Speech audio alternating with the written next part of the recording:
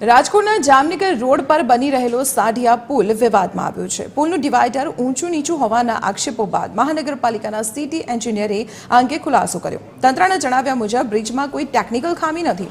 એરપોર્ટનું પાણી નીકળતું હોવાથી થોડા અંતરમાં ફ્લેટ બનાવવામાં આવ્યો છે। તંત્રએ સુરક્ષાની સંપૂર્ણ જવાબદારી લીધી છે અને આગામી સમયમાં નવા પદાધિકારીઓ આ બ્રિજ ખુલ્લો મૂકશે। રાજકોટ અને જામનગર રોડ ઉપર આવેલ જે હાંડિયા પુલ છે તે છેલ્લા કેટલાક સમયથી મોટું કરવાની કામગીરી ચાલી રહી હતી। ત્યારે આ કામગીરીને લઈ હવે પૂર્ણતા થવાને આરે છે અને આ પુલ ટૂંક સમયમાં શરૂ થવાનો છે। ત્યારે આ પુલ ઉપર જે ડિવાઈડર છે તે ક્યાંક ઊંચું નીચું હોવાની એક વાત સામે આવી હતી।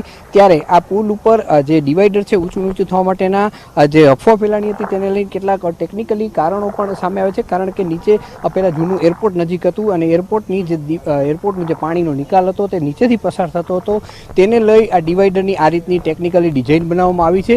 આ પુલમાં કોઈ જાતનું નબળું નથી બન્યું અને આ પુલ લાંબા સમય સુધી ચાલવાનો છે તેવું ટેકનિકલી અધિકારી કર્યું છે। કારણ કે આ જે સાંઢિયા પુલ તરીકે ઓળખાય છે તે પુલનું ઘણું મહત્વ છે। કારણ કે આ પુલ ઉપર મોટી સંખ્યામાં જામનગરથી આવતા તેમજ રાજકોટમાંથી જતા તે મોટા પ્રમાણમાં વાહનોની અવરજવર થતી હોય છે। લાખોની સંખ્યામાં વાહનોની અવરજવર થતી હોય છે। આ પુલ બનવાના કારણે અવારનવાર ટ્રાફિક સમસ્યા પણ સર્જાતી અને અકસ્માતો પણ થયા છે। પરંતુ પુલ પૂર્ણતાના આરે છે અને થોડા જ દિવસોમાં પુલને લોકાર્પણ પણ નવા જે પદાધિકારીઓ મહાનગરપાલિકામાં છે તેના હસ્તે મૂકવામાં આવશે।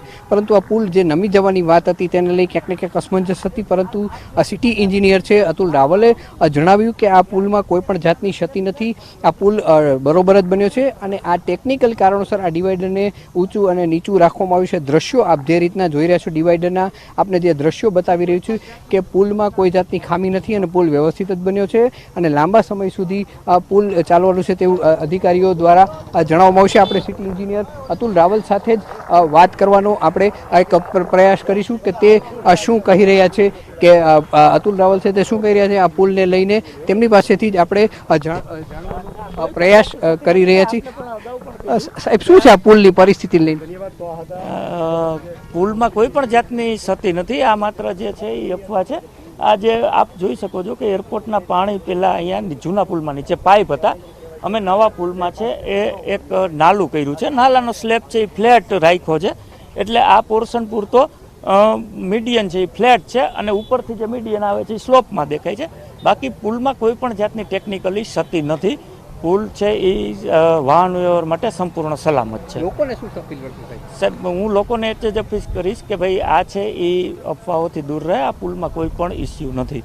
તો આ હતા મહાનગરપાલિકાના સિટી એન્જિનિયર અતુલભાઈ રાવલ, જેમણે કહ્યું કે પુલમાં કોઈ જાતની ક્ષતિ નથી। આ પુલ છે યોગ્ય રીતના જ બનાવવામાં આવેલો છે અને ટૂંક સમયમાં જ ખુલ્લો મૂકી અને વાહનોની મોટી સંખ્યામાં અહીંથી અવર જવર પણ થતી જોવા મળશે। કેમેરામેન રવિ ચાવડા સાથે રવિ મોટવાણી, TV 13 રાજકોટ।